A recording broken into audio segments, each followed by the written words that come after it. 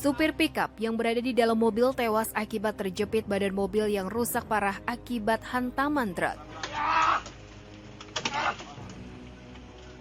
Petugas Satlantas Polres Waikanan dibantu warga berusaha melakukan evakuasi sopir mobil pickup.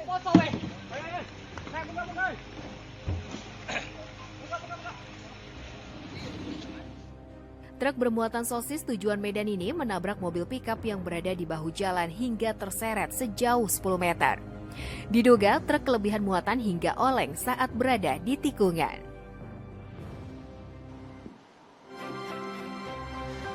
Assalamualaikum pemirsa, apa kabar Anda? Semoga puasanya berjalan lancar ya. Sebelum kita mulai aktivitas hari ini, kita update dulu yuk seputar informasi menarik agar pagi Anda lebih berisi. Bersama saya Doni Permana, inilah Cakrawala selengkapnya.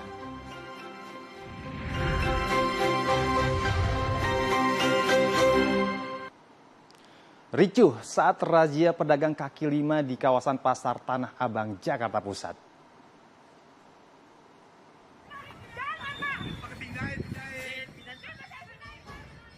Puluhan pedagang mengamuk saat petugas Satpol PP mencoba menertibkan lapak dan barang dagangan mereka. Tidak bakal diambil, pindahin doang. Pindahin ke sana doang. Masuk TV. Meski sudah berkali-kali ditertibkan, para pedagang kaki lima ini tetap berjualan di sepanjang trotoar di kawasan Pasar Tanah Abang sehingga kerap menimbulkan kemacetan. Menurut Pemprov DKI Jakarta, razia PKL di Pasar Tanah Abang dilakukan berdasarkan Peraturan Daerah Nomor 8 Tahun 2007 tentang Ketertiban Umum. Langkah ini dilakukan untuk memberikan rasa aman dan nyaman bagi para pengunjung yang hendak berbelanja di Pasar Tanah Abang selama bulan suci Ramadan. Ya pemirsa, masih dari kawasan Pasar Tanah Abang, Jakarta Pusat, kali ini razia parkir liar juga diwarnai dengan kericuhan.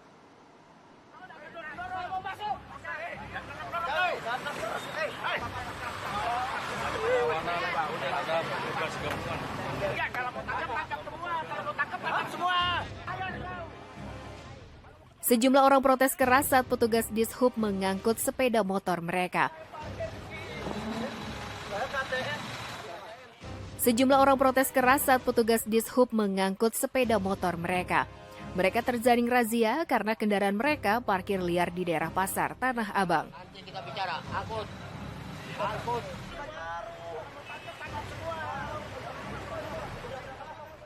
Baku hantam nyaris terjadi ketika sejumlah pria mendesak petugas Dishub untuk segera mengembalikan sepeda motor yang dirazia. Petugas kepolisian dan TNI kemudian berusaha meredakan situasi cekcok. Penegakan ketertiban dilaksanakan petugas Dishub karena masih banyak orang yang nekat parkir kendaraan di bahu jalan atau di atas trotoar.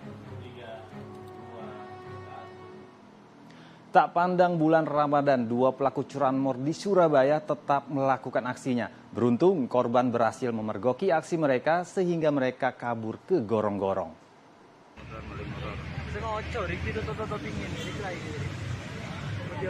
Kedua pelaku curanmor ini berupaya melarikan diri, bahkan salah satunya nekat terjun ke sungai dan bersembunyi di gorong-gorong. Maling. Mereka kehabisan akal hingga tak tahu lagi harus melarikan diri kemana. Pelaku akhirnya ditangkap petugas reskrim. Meski sudah ditangkap, petugas harus menunggu petugas lainnya dan mobil patroli dari Polsek Kenjeran untuk menjemputnya karena khawatir pelaku akan diamuk massa. Sementara satu orang pelaku curanmor lainnya berhasil ditangkap dan sempat dihakimi oleh warga sebelum kemudian diamankan di Balai RW setempat. Heboh, sekelompok remaja melakukan pemukulan terhadap seorang jamaah masjid. Aksi pemukulan itu dilakukan saat korban berada di dalam masjid. Polisi kemudian mengamankan 4 pelaku dan sebuah pisau yang digunakan untuk mengancam korban.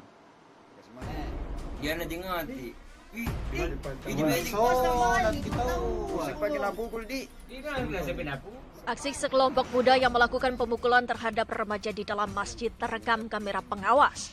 Aksi terjadi di masjid di Jalan Raja Wali, Kecamatan Mariso, Kota Makassar, Sulawesi Selatan. Berbekal rekaman kamera pengawas CCTV, polisi bergerak cepat untuk menangkap para pelaku. Otak pelaku, yakni Wadi, 20 tahun, ditangkap saat bersembunyi di rumah rekannya di Jalan Cendrawasih, Makassar. Polisi pun kemudian menangkap 2 pelaku lainnya yang berinisial MZ, 15 tahun, dan AL saat berusaha melarikan diri di Jalan Bajudaka, Kecamatan Tamalate, Kota Makassar. Keduanya diminta menunjukkan di mana pisau yang disembunyikan yang digunakan untuk mengancam korban. Polisi mengamankan barang bukti pisau yang disembunyikan di dalam saluran pembuangan air. Dari hasil interogasi, diketahui aksi terjadi lantaran pelaku tak terima korban melakukan pengancaman terhadap salah satu adik pelaku. Pada saat korban menanyakan alamat di sekitar TKP, kemudian juga di mana pelaku merasa bahwa cara korban menanyakan alamat kurang sopan, apalagi dia menilai bahwa korban tersebut bukan orang sana, sehingga terjadi cekcok mulut, terjadi perkelahian.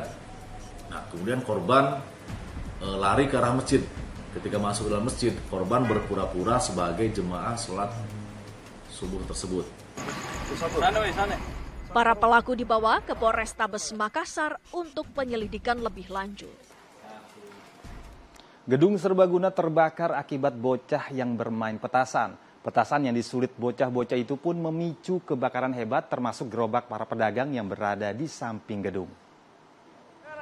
Gedung kebakaran, jemaah iman silakan datang. Warga perumahan Narogong panik saat api membakar gedung serbaguna di Rawalumbu, Kota Bekasi, Jawa Barat pada Rabu siang. Silakan datang sini untuk Mereka menghubungi petugas pemadam kebakaran karena api cukup besar dan sulit untuk dipadamkan oleh warga. 6 unit mobil pemadam kebakaran yang diterjunkan berhasil memadamkan api dalam waktu sekitar 1 jam. Salah satu warga mengatakan pemicu kebakaran adalah petasan. Hal itu diperkuat oleh rekaman CCTV yang menunjukkan beberapa bocah tengah menyulut petasan di samping gedung tersebut. Itu bocah pada main petasan. Nah, di gerobak, nyamber dah tuh di gerobak. Api melimpah tuh banyak tuh di gerobak tuh ya kan. Nah, nyamber dah langsung di listrik, AC meleduk, udah merembet ke atap-atap semua. Berdasarkan analisa petugas, kebakaran diduga akibat korsleting listrik. Namun mereka membenarkan dugaan kebakaran akibat petasan yang disulut oleh sejumlah bocah. Tapi tadi ada warga dari belakang melihat anak-anak kecil yang main petasan. Dan di situ di belakang itu ada gerobak-gerobak yang mungkin sumber gampang terbakar. Kebakaran ini kembali menjadi pengingat akan bahaya bermain petasan. Hingga saat ini bermain petasan menjadi tradisi yang masih dilakukan di sejumlah daerah selama Ramadan dan Lebaran. Meski petasan dilarang, namun sebagian masyarakat masih sembunyi-sembunyi membeli, menyimpan, dan menyulut petasan. Seorang pria di kota Tebing Tinggi, Sumatera Utara dibekuk polisi karena mengaku sebagai nabi. Lelaki bernama Janus Kilondias itu mengklaim dirinya sebagai manusia pilihan Tuhan untuk membimbing umat manusia di dunia. Hari ini, tanggal 18 Maret 2024, saya, Janus Kilondias, saya adalah nabi yang diutus untuk mendampingi umat muslim. Saya adalah nabi yang memiliki mukjizat multi super telepati, yaitu di mana penglihatan, pendengaran, pikiran, rasa, dan suara hati saya terhubung secara permanen dengan manusia lainnya. Entah apa yang ada di dalam benak Janus Kilondias sehingga dia merasa Tuhan memilihnya sebagai seorang nabi. Dia mengaku mendapat petunjuk langsung dari Tuhan sehingga membuat video ini di sebuah lapangan golf di Tebing Tinggi, Sumatera Utara dan mengunggahnya di Facebook. Pengakuan pribadi dan subjektifnya ini membuat warga resah. Apalagi dalam videonya ada kalimat Janus yang bisa mengganggu keharmonisan umat beragama di Tebing Tinggi. Karena itu, masyarakat melapor ke polisi yang kemudian menangkap pria berusia 35 tahun itu di tempat tinggalnya di Kelurahan Bulian, Kecamatan Bajenis, Kota Tebing Tinggi.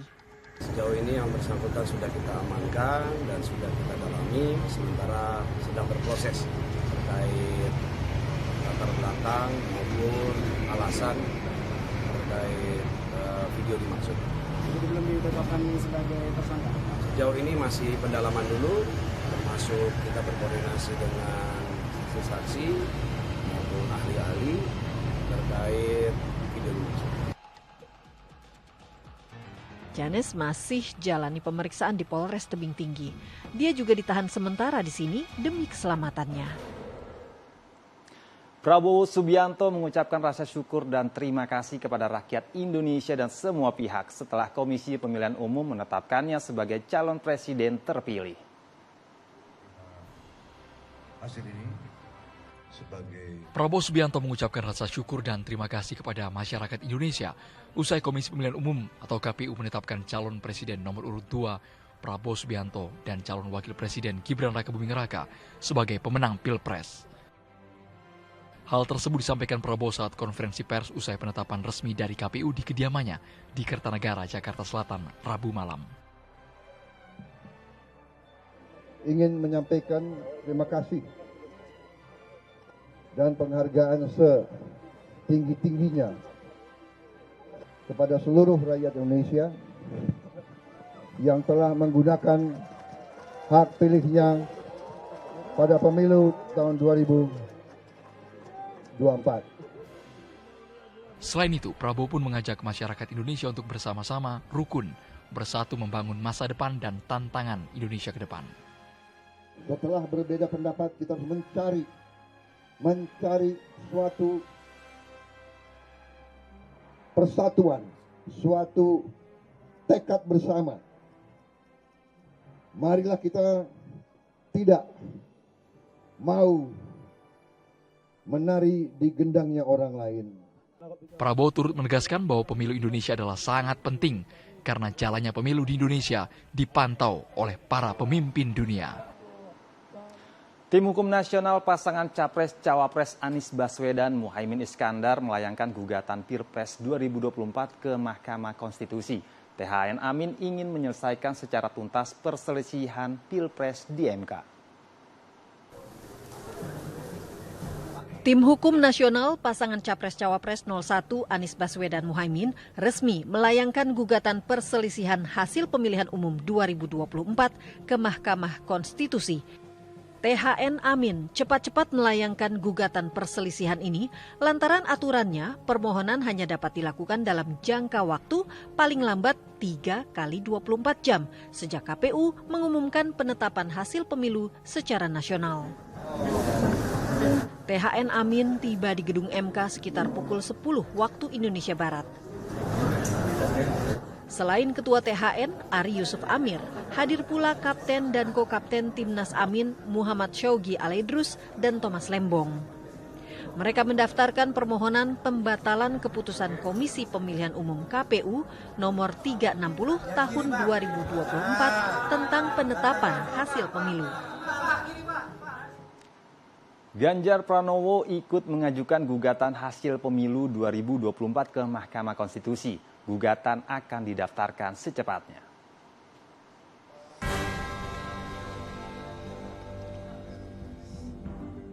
Ganjar Pranowo mengambil sikap dengan menggugat keputusan Komisi Pemilihan Umum KPU nomor 360 tahun 2024 tentang penetapan hasil pemilu 2024 ke Mahkamah Konstitusi. Sebelum sikap itu diambil, Ganjar dan wakilnya Mahfud MD mengaku sudah lebih dulu berkeliling dan bertanya kepada kelompok masyarakat perihal penyelenggaraan pemilu 2024. Berbagai suara minor yang ditangkap Ganjar Mahfud di lapangan kemudian ikut mendasari pengambilan sikap itu. Saat ini, tim Ganjar Mahfud tengah menyiapkan tim hukum hingga semua persyaratan yang diperlukan sebagai bahan pertimbangan Mahkamah Konstitusi. Timnas Indonesia menang 1-0 atas Vietnam. Selengkapnya sesaat lagi tetap di Cakrawala.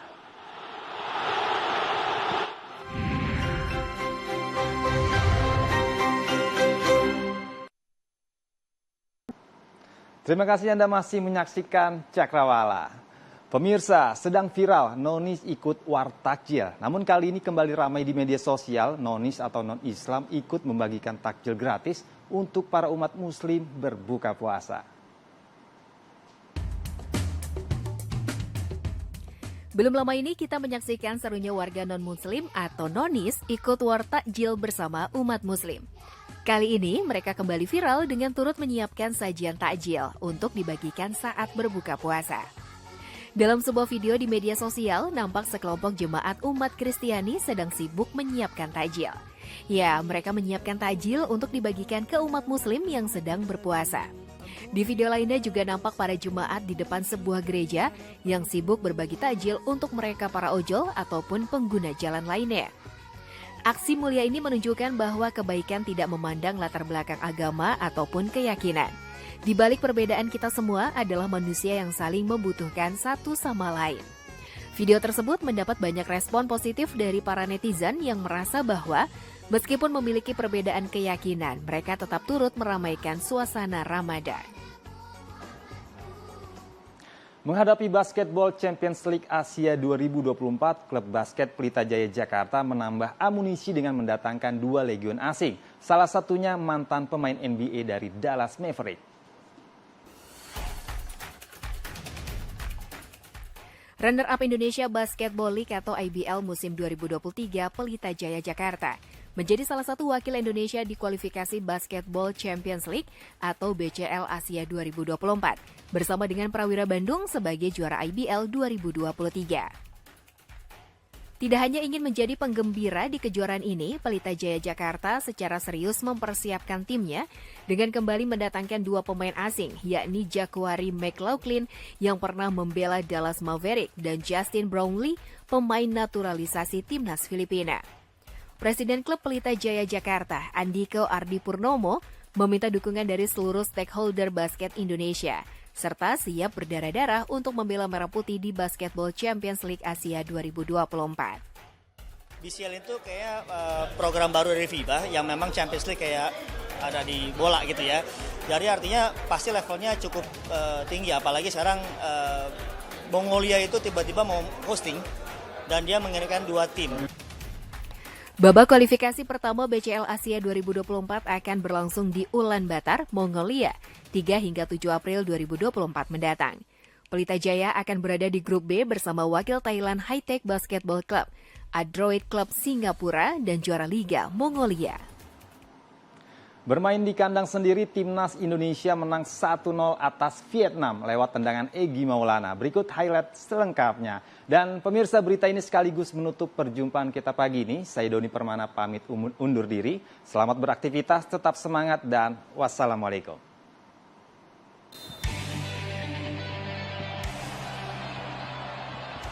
Matchday ketiga, Grup F kualifikasi Piala Dunia 2026 Zona Asia mempertemukan Indonesia melawan Vietnam.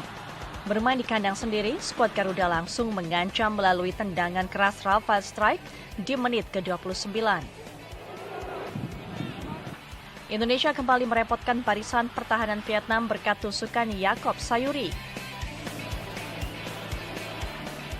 Babak pertama berakhir 0-0. Di babak kedua, Indonesia melakukan sejumlah pergantian, salah satunya memasukkan Egy Maulana Fikri yang menggantikan Hoki Caraka. Dan hasilnya langsung moncer, berawal dari lemparan ke dalam Pratama Arhan, sebuah kesalahan intercept back Vietnam berujung pada gol Egy. Indonesia 1, Vietnam 0. Unggul 1 gol, Indonesia semakin percaya diri, bahkan Egy hampir saja mencetak gol keduanya. Sayang, refleks cepat kiper Vietnam menggagalkan peluang Egy.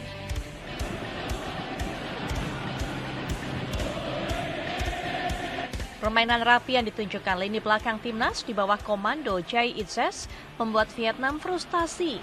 Tak ada gol lagi tercipta di sisa pertandingan, hasil akhir Indonesia 1, Vietnam 0. Kemenangan ini membawa Indonesia berada di posisi kedua, klasemen sementara grup F menggeser Vietnam. Selanjutnya, kembali berjumpa Vietnam Selasa mendatang.